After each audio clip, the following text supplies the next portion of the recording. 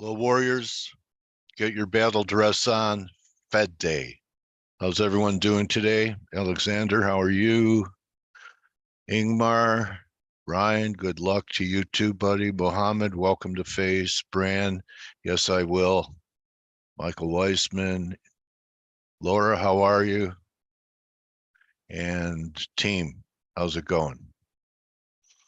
So here we go into the Fed. And did you say you've all got to be wearing dresses? Your battle dress, yeah. You can, battle dress. We had a saying on the floor.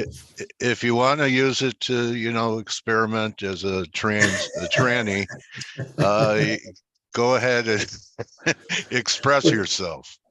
We had a saying on the floor when it came to working prices: he who finesses wears dresses. Oh, yeah, I like that. Go to the market. So anyway, another day, Ryan, with Aussie expressing more strength than anything else on the board. So, that's happened quite a few times now. Good patience on EG, really, attacking this area now. Reason for cable weakness this morning? That CPI data, we've seen a bit like the ECB last week. We've seen a complete flip in rate expectations. CPI came in softer than expected. Was expected to go up, actually went down in all the measures. So markets flipped around rate hike expectations. Now it's largely 50-50 as to whether they hike or hold tomorrow. Okay. All right. So we have that. We have the BOJ when? Friday. Okay, so wow, what a week of central bank action. Looking at the euro, still think that we could put on some type of bear market rally. Halfway back would be about here, 109.50. I think it has to be because the market's celebrating the Fed does nothing today, or maybe there's some talk that they're getting closer to the terminal rate. I don't know what he's going to say, but I just think we need to shake out some of the dollar bullishness. I know that, there's been dollar bullishness all the way down, but it looks kind of primed. All right, I'll share my best stuff. This is why. You know how sometimes you might have a feeling about something, but this is, I think, a possible narrative. All right, so here's the VIX. Okay, so I'm going to key a lot of I don't bet the farm on the narrative, but if the narrative happens, then I go in. Okay, so I'm looking at the VIX here, and people who know me, what do you guys think I'm thinking here when I look at this VIX chart right here, and the team's included in answering? Any guesses? A rally? As a 3 drive to a low. There you go. Okay, so looking for one more drive for a 3 drive. We're out, I think this would generate rally in equities. It doesn't have to happen. That's why I'm saying I don't bet on this happening. I will bet on it if it does happen, because, sometimes 2 is enough. I've been caught waiting for the 3rd that never comes before. But if we're going to get one more low in the VIX, you would think that would imply the dollar coming in, metals probably continuing to pop, and a rally in risk, and most likely lower yields. So I'm keying almost everything I'm doing with new money off this. Okay, so to me, it's a key tell for me. If I didn't watch the VIX, I wouldn't be thinking this. Okay, you could watch the VIX without trading the VIX. Just like, you have to watch Euro Pound for your preferred longs and shorts without trading it. So anyway, this is how I'm coming into the Fed today, thinking that could happen. We start trading back over 15. that might be a different, that would probably be a different story. So that's where my head is at with the Fed. How about yours, Kman? Hey, Dale. Hey, Good everybody. morning. Yeah. Where am I at? It does look like the dollar is not as sexy anymore than it was. Perhaps there's a bit more to loans to get shaken out. I don't think that this is a FOMC meeting where a lot will change. He will probably continue to walk the fine line. There's no need to hike more. It's going to depend on the dot plots, whether they tighten up their expectations for 2024 just to show the higher for longer. And QT is still running in the background. So there's, I mean, if you look at the yields, they're not really coming off much. But it's not only the dollar, the rest of the yields, apart from sterling now, which needed to reprice that CPI, the rest of the yields is actually not coming off either. So I think it really may be maybe a nothing burger tonight. Yeah. But people may just be waiting with some stuff to do until the FOMC is done. I can't see, compared to what we can expect, anything more hawkish or more dovish than compared to expectations right now. I mean, if there is anything like it, it's going to be treated as a bit of a surprise trade, probably. The biggest surprise would be, of course, dovish, but I don't think we're there yet. The economy doesn't say that they should be dovish now either.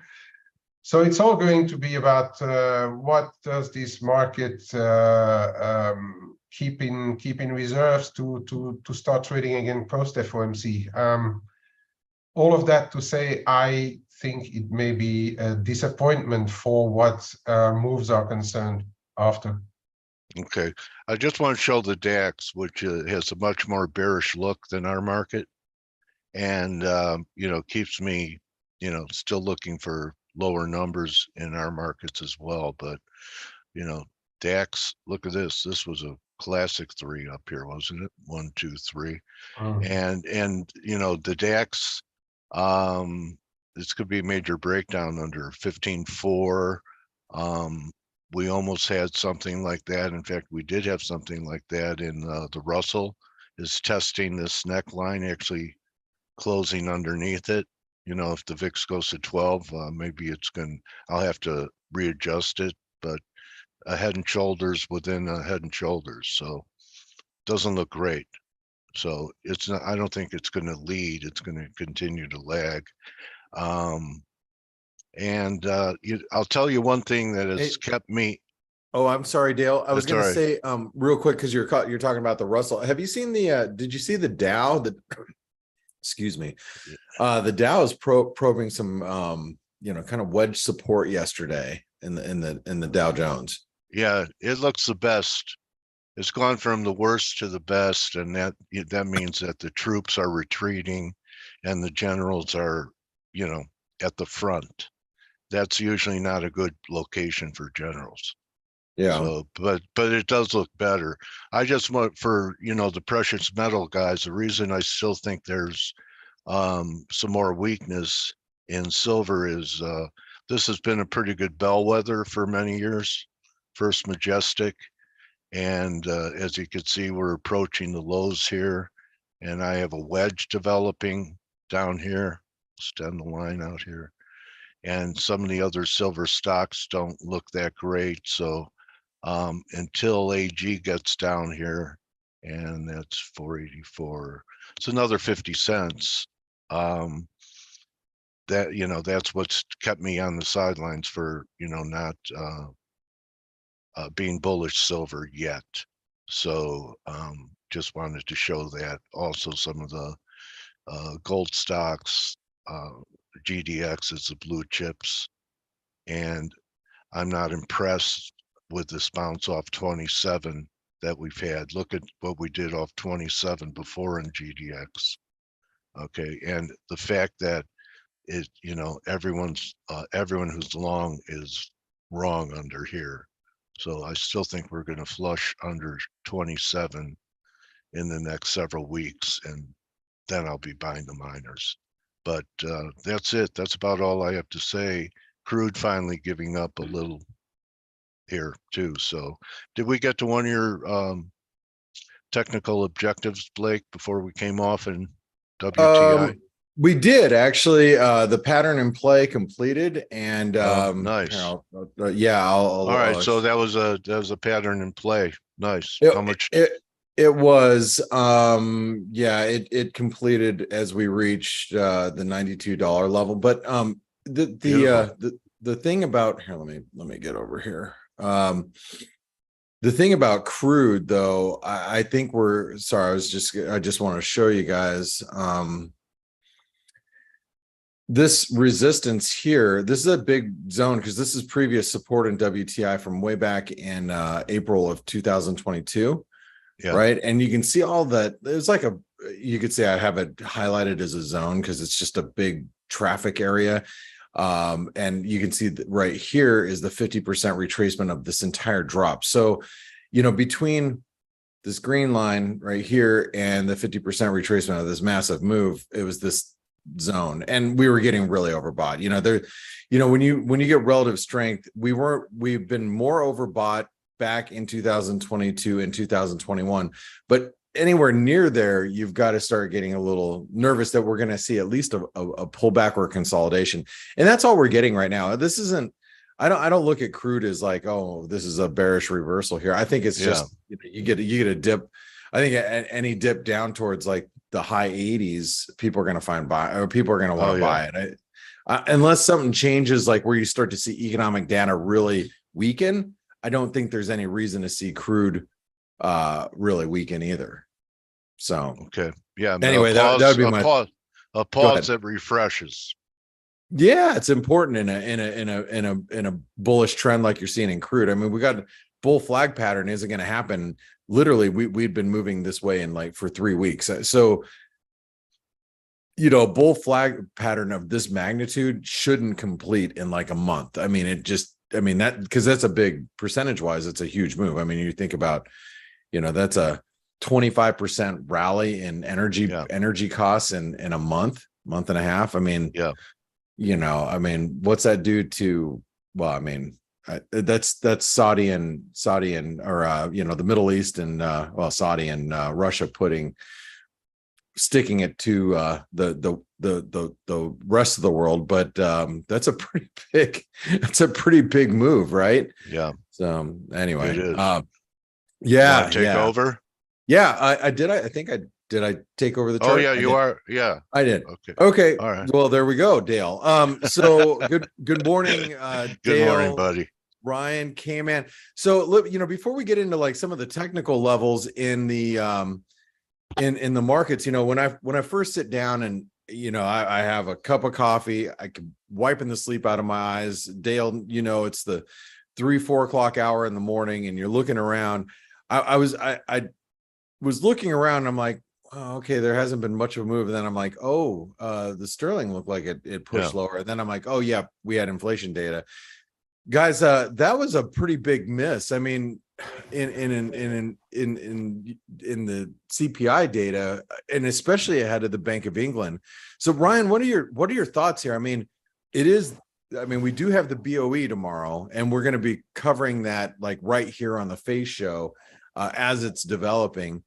But how do you feel about the sterling now? I mean, because it was already weak. I mean, we were closed below the 200-day moving average. Just we've been drifting lower, but man, what do you make of that data? Well, it's no real surprise. I said sort of June, July, it was going to start falling off big time. From August, from last month's number. The risk to the inflation data, perhaps yesterday, was the wage impact that we saw, those heavy wages in the last jobs report, but that may be overwhelmed by whatever else is going on. But we've, as I said to Dale earlier, we've had a complete flip around in rate expectations for the Bank of England. In the same way we saw the ECB getting all hawkish expectations into that meeting. We're doing the opposite side of the fence for the BOE. Everyone turning dovish and thinking now where they might go on hold. It's not a sure thing anymore, right? No, I think it is. I think they will still hike. There's enough in the data. I mean, PPI and CPI went the right way, but RPI still running at 9%, the retail price index. So it's still sticky enough that they can get their message through. But I'm expecting now, solidly a one and done, and I think that might get reflected in the vote numbers. We're expecting 8-1 in favour of a hike, but I think it might be more balanced, maybe a 6-3 or an extreme of 5-4 in favour of a hike, just to pass the message through that they're done. Got it. Well, Kman, has it shifted your expectations and what in the CPI data overnight? Just the vote count. The tighter it gets, the more dovish it's going to seem. Data have been coming off a little bit as well of late, and I think it's whatever they do, market may sell the rally in sterling if we see a hike induced rally. It looks like the market is a bit more negative sterling still. I tend to agree with that, and but it's it's the problem is going to be, and again, data. If the data continue to be weak, you can have a high, because let's face it, if they hike tomorrow, we're going to be a 5.5%, which is the highest of all the majors, right? Because even the Fed is 5.25%, 5.5%, and so if the BOE hikes above, hikes to 5.5%, they will be the top end. I think only the Kiwi is around there. Is going to be a high yielder. So is that going to hold off people from selling too much sterling? Possible, but I do think it's going to be rather dovish and perhaps just a slide lower on sterling, more likely, perhaps a little cleaner through the crosses than the dollar. Although I was just going to ask you really quick, because when I get up in the morning, I'm looking at everything. I'm like, oh, well, Aussie's, bid up again, and it's like every morning it's like kind of bid up, and then it slides by the end of the day. But then I looked at the sterling crosses, and I'm like, sterling Aussie, there we go. Sterling Kiwi, sterling Aussie, sterling CAD, sterling Kiwi. They're all quite a bit lower, lower. Yeah, so a lot of that cross rate effect is really weighing in on the sterling. Look at the pound Canadian. That is grossly oversold. That would make me a little nervous there, just FYI. But yeah, that's that I was going to say that, man, we're seeing some of those cross rates come down quite aggressively, and as you're pointing out, if you want to trade the sterling short, it might be better expressed through some of these crosses. I mean, that pound Aussie and pound Kiwi have broken some pretty key channels the last week. You can just see how clear they have been. We've been really highlighting those over here, but now they're really taking hold. It's almost like they knew. Dale, isn't that weird that sometimes they just know? They know, right? They do. Yeah, they do. They do. So, hey, real quick, guys, I want to go through some of the technicals. I know that Grega Horvat is here. Hello, Grega. How's it going? Hey, man. I'm fine. Thank you. Doing well. Hey, real quick, we're going to go through some of these dollar pairs and just kind of get us ready for today's Fed meeting. But do you have any opinions going into today? Because I look at the dollar, and the dollar looks like it is right now just consolidating gains, as we're coming up to some really key levels here. But any thoughts going into the Fed? Can you open dollar index chart? Yep, this is it. No, I mean on the page. Oh yeah. Here, let me go ahead and pull that up for you, and this will have your wave count, right? Exactly. Okay, here we go, and let me expand that out a little bit, and then I'll put that up. There you go. Okay. Yeah, so as you can see, I'm still tracking this fifth wave. So I think that bounce from summer lows was pretty strong. So even if the Fed, that's just my opinion, even the Fed will be hawkish, I think that this can be already priced in. I'm looking March 23 highs from this year that could be very important to resistance. We have potentially even building a wedge here. So ideally, I'm expecting a spike to the upside, but I would not trust dollar bulls if we see, let's say, a move above the previous minor swing highs or retest of 1060, 10560, 106. That's the major resistance in my opinion. So I'm looking for the final push to the upside on dollar and then expecting a major reversal, let's say, in the next week or so.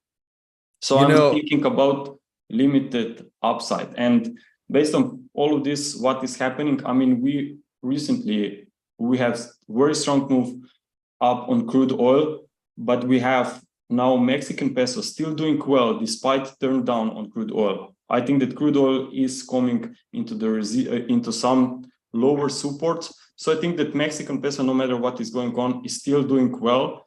And I think that if dollar will really stop, the dollar Mexican peso will just easily revisit the low. So dollar Mexican peso is still one of my favorite pairs at the moment.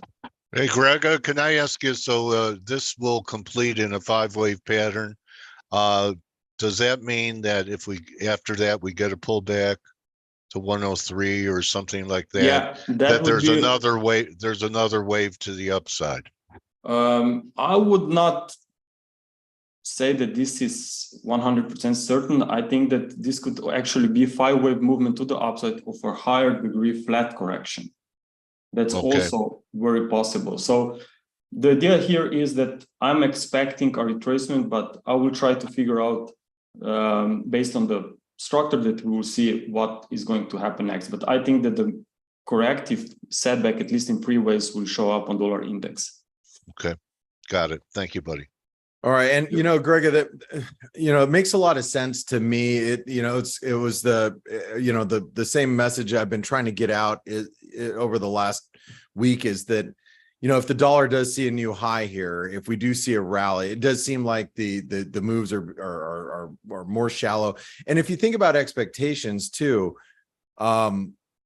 everybody's kind of expecting the Fed to move the dot plot a little bit and make some adjustments, some upside adjustments where, they want to make sure that the market is prepared for a potential hike, maybe in November, but everybody's expecting that. I would think that the bigger downside move or the bigger move would be a downside move in the dollar with, if expectations shift a little bit because you start to see the Fed chair becomes a little bit more dovish as he cites, some of the risks that are evolving around the economy, whether it is a potential government shutdown, or whether it's the auto worker strike, the white riders strike, the student loan repayments, things like that start to maybe we start to get some dovish comments from the FOMC. But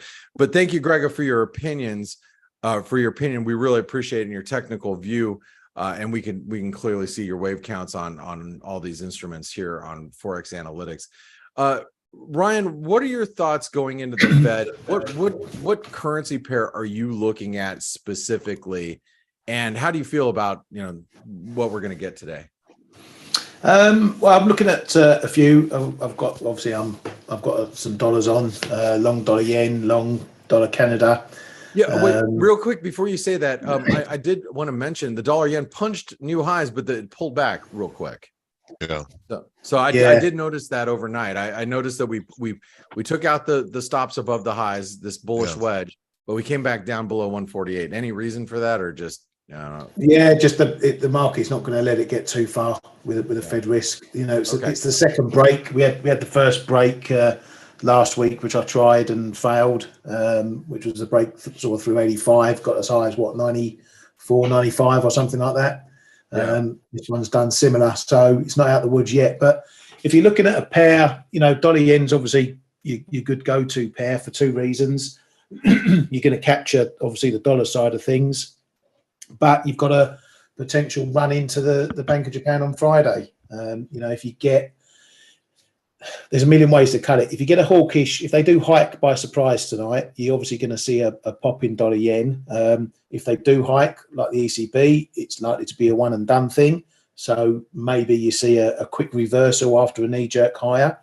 Then you've got to think about the BOJ, because even if you sell off in dollar yen, they're going to be unchanged. You've then got a greater policy divergence, a wider policy divergence, because the Fed have hiked. And if you reader goes back on his negative rate comments and dials those down a bit, you're going to see dollar yen taking off again on the yen weakness side. So there's lots of ways you can skin this cat, but I think you've got to take one event at a time and then plan into the next one.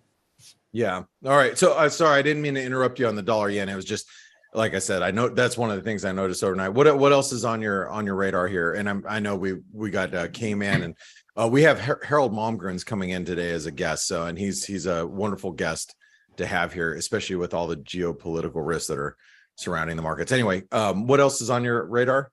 Yeah, dollar China, which I'm still short, and I'll potentially hit another pop in that if there's a hawkish note from the Fed. It is creeping up a bit again, but I'm happy to still sit on the short side for this one and add back to what I cut.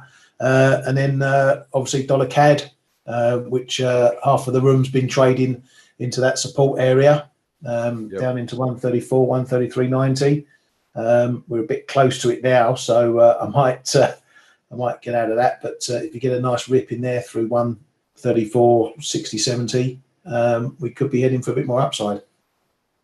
Yeah, this dollar Canadian, I mean, that break of 135 was pretty big yesterday, and it continues to trade a little heavier here. And we're obviously going to be seeing a little influence by crude oil, but the 50% retracement, 134. You picked it up perfectly yesterday, by the way.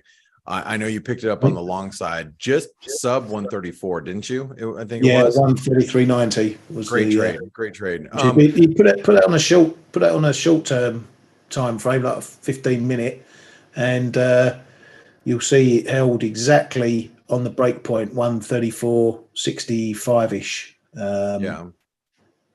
Which is where right here, right there, bang on the money. Yep, just really, really, really strong resistance. Very good. All right. Well, thank you, Ryan. Kman, didn't want to take away from your time. What are you looking at going into today? I'm probably I'm also long at that dollar CAD. I've been managing it on the way up. What I'm going to look at, if I get a decent dip enough in the dollar, is that I may start to catch a knife in dollar Swiss, because we have SMB tomorrow. Yes. And I am getting very interested in knowing whether they are happy with the situation as it is right now. Might be Euro Swiss, might be dollar Swiss. But I'm starting to get interested, because they seem to have had the green light from the government this morning, because the government said that they expect 2023 inflation to be slightly above the 2% mark. But if SMB hikes tomorrow, which is likely the case, there may be a little major reaction in the Swiss to jump onto, depending on what the SMB says. If, of course, they say that they will continue to buy Swiss to combat inflation, there's nothing to be done. But I'm waiting for a bit of a green light there, a possible green light there for the Swiss National Bank to say that they are done. That is one. And lastly, I think cable is, for the time being, for as long as we are below 124.5, still a sell on rallies. And that's about it. For the rest, I'm going to be patiently waiting the Bank of Japan. If we get a dip though in dollar yen, I'm going to buy a bit of topside just to try and play around with an option also. Very, very good. All right. Well, this dollar yen is definitely going to be on the radar. And with don't forget, guys and gals, we got the Bank of England, Swiss National Bank, Rick's Bank, Norges Central Bank. Tomorrow, we'll be here, kind of Piggy discussing bank. We got what? piggy bank. We got the piggy bank. That's right. And I'm glad you brought it up. One of my favorite setups right now, Kman, is going to be the Euro Swiss. I'm really, really looking for, this potential break higher. It's trading. Excuse me, it's trading above the 50 DMA, and as you pointed out, a green light from the Swiss National Bank. He's going to see a nice little squeeze in Swiss pairs. And so I'm going to keep an eye on this one and the dollar Swiss. I've been trying to buy this stupid thing on dips, and I think I had a bid out every day last week. They're usually good for 24 hours or so. There's been no dips. And maybe after the Fed tomorrow, we might get a little bit of a dip in the dollar Swiss to let us all in. So great looks there. And guys, it's going to be a busy one today. I know volatility's been kind of low here in the FX market for the last couple of days, but there's a lot of people. I can see a lot of traders coming back for today. Rightfully so. I think it's going to be a very busy one. So I want to wish everybody good luck today trading. Dale, I know you have your guest here, and I want to say, Grega, thank you for your comments today. Grega Horvat, Ryan, Kman. If you guys don't catch them on the Flow Show every single morning, in European hours when I'm sleeping and Dale's sleeping, make sure you're listening to the Flow Show. So you're listening to those two guys. And Dale, have a great interview with Harold. All right. Thank you, Blake. And thank you, Dream Team. Building up and edifying people and traders every day. Nice job. Harold Malgrim, welcome back. How are you, Harold? Yeah, hi. It's great to see you. So I wanted to show some people what your latest project is, Harold. And here's the newsletter that you and Nick are putting together.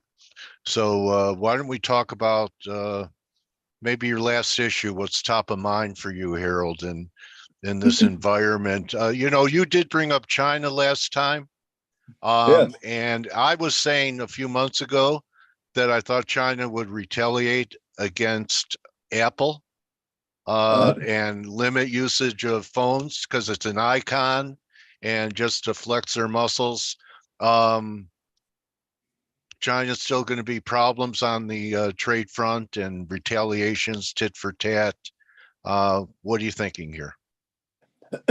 Well, regarding China, it's pretty simple. The news tends to focus on U.S. action and then Chinese retaliation, but actually Xi Jinping is pushing decoupling way ahead of the U.S. and by all kinds of actions against U.S. companies. And now the data on Chinese companies is being fogged up by a new framework called Chinese data with Chinese characteristics. So we're going to see very soon the SEC is going to have to decide whether everybody in China has to be delisted, because if what they are putting out they acknowledge is not compatible with U.S. data, then that's going to be interesting. But it won't be the U.S. attacking; it'll be response what she is doing. But anyway, let's move on. We have a daily on the markets that is focused on tradable circumstances, but now I've just started up a political daily developments that can have an effect that are, not in the vision of most people who are studying charts and tables. Okay. But let me begin with where we are right now. The fiscal year for the U.S. ends on the 30th of September.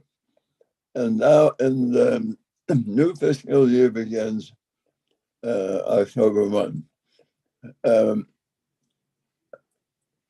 We have analyzed the budget up, down, and sideways, but going much deeper into the detail. And our conclusion is that the borrowing needs of the U.S. Treasury in this coming fiscal year are going to be much larger than all the estimates to date, larger than what Treasury is estimating, larger than the Congressional Budget Office. So where we are is simple. 5 years ago, U.S. debt was about 50% of GDP. The latest Congressional Budget Office estimate is that we're about 118% of GDP. Danger zone. We believe that right after the fiscal year starts, new estimates will be made, and we're going to be up from 118 much higher. Okay. That the borrowing needs are going to be much larger than everybody's expecting. So this spells a continuation move of bear market in bonds because the supply is going to be so huge. Who are Right. going to be the buyers? Who are going to be the buyers? Well, this gets really interesting. The quick response of many people is who's going to buy these things? The interest rates are going to go higher. Yeah. But they'll be going higher at a time when Europe and much of the rest of the world is still in a slump or in fact, going into deeper recession. So, and the borrowing needs in other countries are going to be even bigger during that downturn. So everybody's going to be wanting to buy treasuries. The U.S. will be able to finance this, but the treasury rates will be higher. So this is going to be very, very painful, let's say in Europe. Okay. 80% of European financing for business is variable interest rates. It's all bank lending. For the U.S., bank lending is less than 20% of our credit. So the Europe is going to get beaten. The euro will get beaten up in this process. So who's going to buy? The answer is in the euro-dollar market. When everything's going bad, you buy anything dollar denominated, and so the rates will go up, but demand will also go up. Now, this will be especially powerful with the longer duration bonds. I mean, the 2-year is going to go a little higher, but not So much. does this all still favor the dollar? It's been pretty relentless, Harold, over the last month or so in its trajectory to the upside. I think there might be a little pause here, but overall, because we're handling higher interest rates with less damage than the rest of the world, does that make the dollar the preferred long fiat currency? Yeah, we're going to have a stumbling around right now, in this range, almost 105 for the doxy, but in a few weeks, when the borrowing needs become clearer, then the dollar will 105 may not be where we're going to stop. We'll probably go higher. 109? 109 viable? I know you're not a technician, but you're spitting out, you know exactly where the Dixie is. So you could say you're not a chart reader, you're paying attention to levels. Yeah. It looks to me, there's room for it to go up quite a bit. Okay. Euro under parity with your bearishness on Europe? Euro has to come down quite a bit, given their own financing needs. Okay. So Now that's going to be a shock. It's going to cause a lot of refinancing trouble in areas like commercial real estate in Europe. It's going to be a horror story. And that will, there'll be crowding out. The Oh, US, that old crowding out term. Yes. Ross Perot days, crowding out, right? US borrowing is going to crowd out both private and public borrowing in Europe and most emerging market economies in almost every country.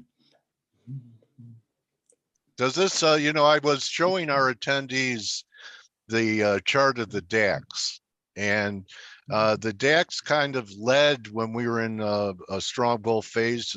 Europe was outperforming for a while, but you look at the DAX now, it's a much weaker structure than say the S&P 500. Right. So it's confirming what you're saying. So do we have a sovereign bond crisis already in Europe that will spread to Asia and then finally the US? Is that the Yes. sequence that you're Yes. looking for? Okay. Yes. All right. So this is going to be a time of turmoil. Now, when you mix that with the politics in the US, everybody's going to try to figure out, well, where's this going? So let me say, point one, we're going to have a shutdown. This in October. At the beginning. Okay. At the start of the fiscal year. And Okay. it's going to be full shutdown. And the Republicans simply can't get their act together. They might come up with something in the House, but the Senate will kill whatever the House does. So, Okay.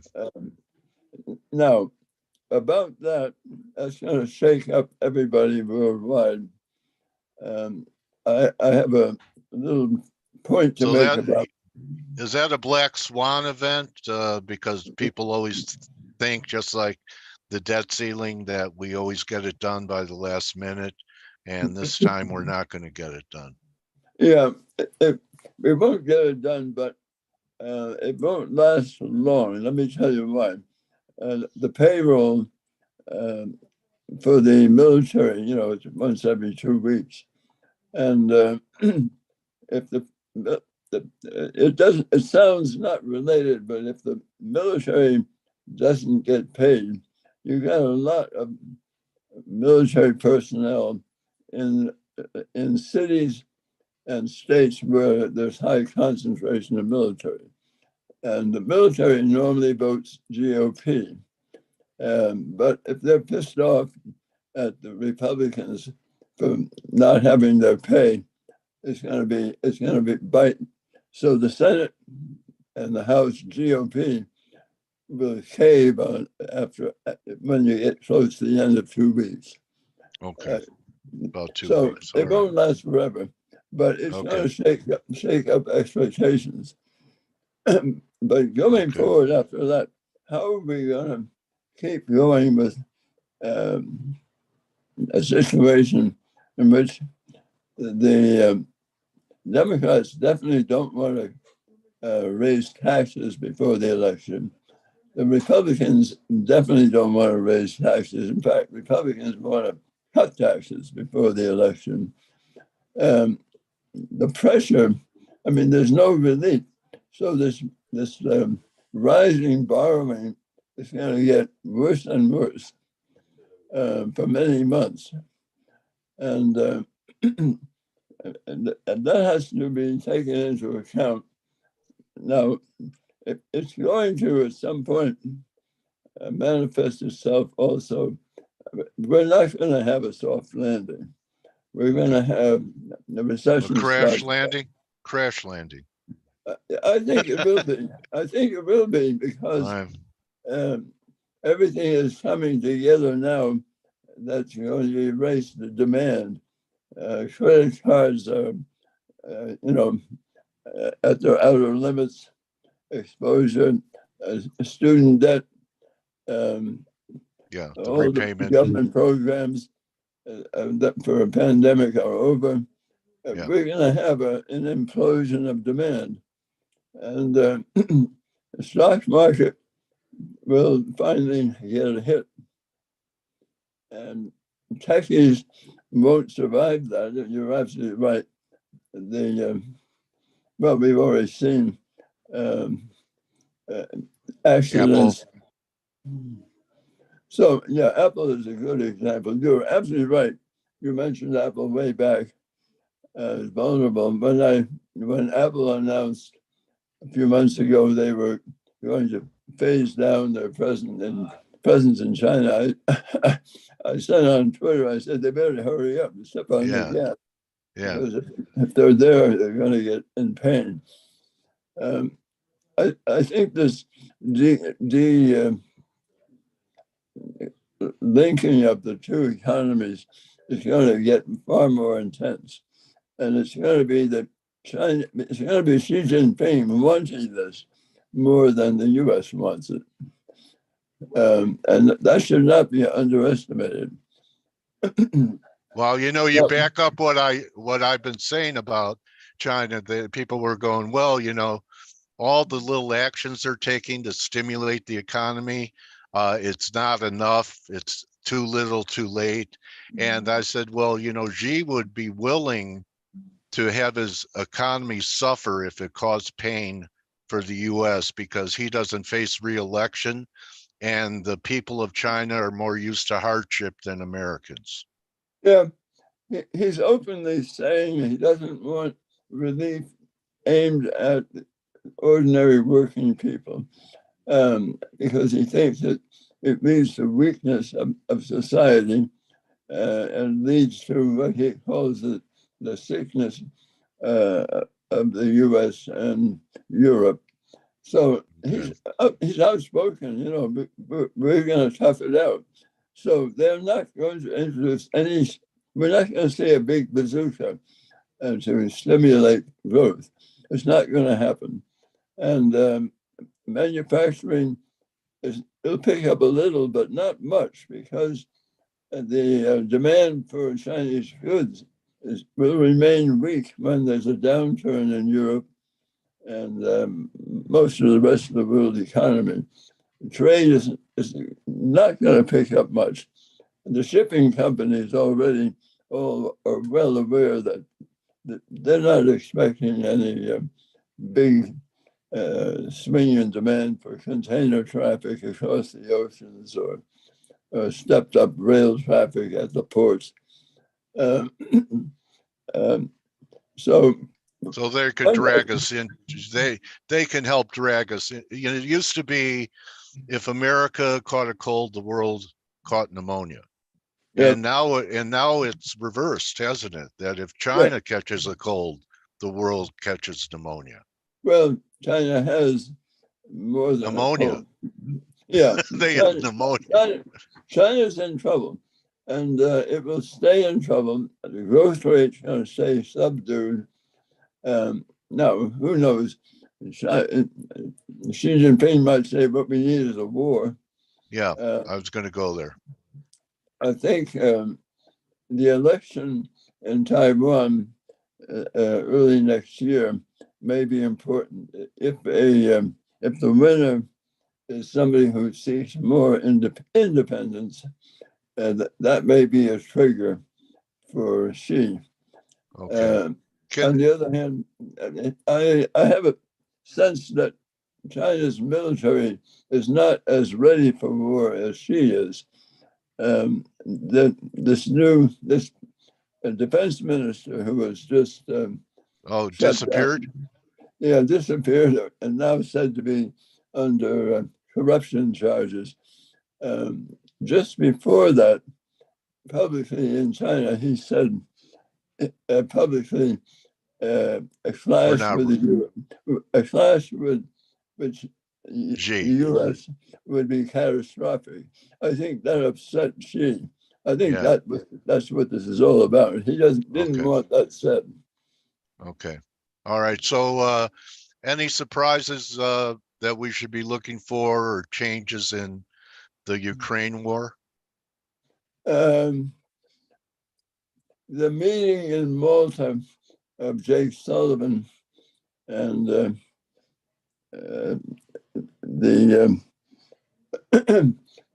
the Russians this last weekend, 2 days, they're talking about something.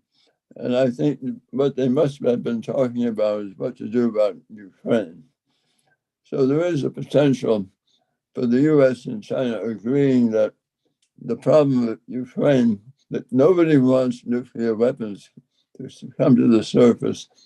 There may be pressure from both together on Putin to just shut down the damn thing, make an arrangement, stabilize where things are. I would not be surprised. Okay. All right. So I know it's early. We're only in September, and next year is an election year. Is it possible that our two national candidates, one will be being impeached and the other one will be on trial? And there's a guy who is a market forecaster who actually came up and said that there will not be a national election in 2024. All right, so I got to laugh. Do you think, is there any circumstances politically with what's going on, and combine it with what you think is going to happen economically, hard landing, that there's so much social unrest that there isn't an election? Or would the only circumstance be that perhaps if Biden's impeached, it might be the flash point for him to escalate things in Russia and use the War Power Acts to postpone an election? No, I think. Go. You could say I'm full of it, Harold. Go. That's No, a crazy. Yeah. I think basically this is two old guys who are going to get tired. Trump is going to get very tired sitting in a courtroom on multiplicity of charges, and just frustrated and stressed. And then Biden, I'm not sure his body can hold out the intensity. So the most likely surprise is he doesn't decide to stop. He just can't keep going. And so in the last minute, what would the Democrats do? I can nominate Michelle Obama. That's you got it. Really? Okay. Obama is ready to put his wife up. His whole machinery will go away. Yeah, she'll be the surprise, and she'd be hard to beat. She's really popular, especially with women. And would Oprah be her vice presidential candidate? Let's hope not. But anyway, and if the Republicans come to a crisis, they don't really, the Florida governor DeSantis is just not that popular. They don't have somebody. Interesting poll. CNN said if you remove everybody and just look at the candidates now, who is the strongest? It turns out to be Nikki Haley. And Nikki Haley, for reasons obvious, number one, she's got a plan for relieving all this pressure on abortion. She'll pick up more than half the nation because all women vote. And not only that, but many husbands do what their wives tell them to do. So, Yes, they better. Look at their shoes. Harold, how about what? Do you have a view on RFK Jr.? Yeah, he's not to be underestimated. He's running on Speak the Truth, and it has a big appeal because everybody has disbelief for everything said by both parties. Right. And now he may be a disruptor because the Democrats are not going to nominate him. So he may run independently, and that throws a wrench into the works. But but he's not to be discounted. I know he's written off by the press as half crazy, but he's pretty smart. And he has a name which has resonance with the public. Yeah. Okay, so takeaway, huge supply, big percentage of GDP. It's getting worse.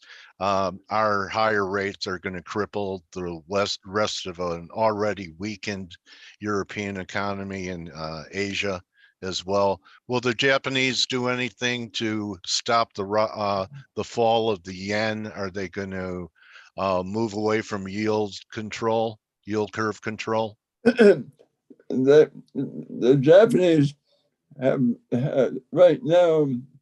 I'm familiar with what they're doing in the BOJ. Right now, their focus is on daily currency movement, Right. and but there may be a snap election called in Japan soon. If so, they don't want to do anything that will interfere with that election. And there's one guideline they have to follow, which is that when Ueda was made governor, it was clear from the LDP ruling party that during the next year, they have to raise defense spending to meet the obligations they've taken on, to help strengthen the defense against China in case of Taiwan. So, that election will be the next determinant of how they handle policy from October-November period. Okay. Well, Harold, another eye-opening conversation with you. I want to encourage people where do they go to get this letter that you're writing? You have links, is it on Substack or? Yeah, no, I know everybody uses Substack, but we're on Shopify. But I see. Here it is, Shopify right here. Yeah, and I recommend our daily on the markets. The major users of it are not every Tom, Dick, and Harry. Some of the most important and most influential institutional operations and hedge funds are fans of our daily market. We call it the daily. And this new political thing, I just announced it a day and a half ago, and it's already getting a lot of people interested in, because there is no site worldwide on politics and from the point of view how politics may have a major impact on markets. And I'm covering there not just U.S., but German politics, which are in flux now, politics and the politics of India, which is becoming an important player. Yes. So all of that is, in my own experience over many years, the politics are important drivers of how the markets behave. Okay. Agree. Well, you know what, Harold, you can't learn experience, but you can certainly learn from the experience. And I have every time I talk to you. So really enjoyed it. We made news with Michelle Obama might be the Democratic nominee, and always enjoy having you here. Thank you for giving your time to, enlighten us every 3-4 months. Appreciate it. Great to talk with you, Dale. All right, Harold. Good luck, and check out Harold. You could find him on Twitter at Hale's Rethink, and check out his writings with Nick Glinsman. And that'll be a wrap. You could join the team in about 16 minutes on the morning edge. Don't just count your pips, count your blessings. Good luck on the Fed. What's the Fed going to do today, Harold? No change, but keep the hawkish bias. Yeah. All right. So keep a bullet in their pocket, like Barney Fife of Andy of Mayberry. Andy gave him one bullet to carry around. All right. Anyway, thank you, Harold. I'll talk to you soon. I'll be in touch. Bye. Adios. Take care, Adios. everybody. See you tomorrow.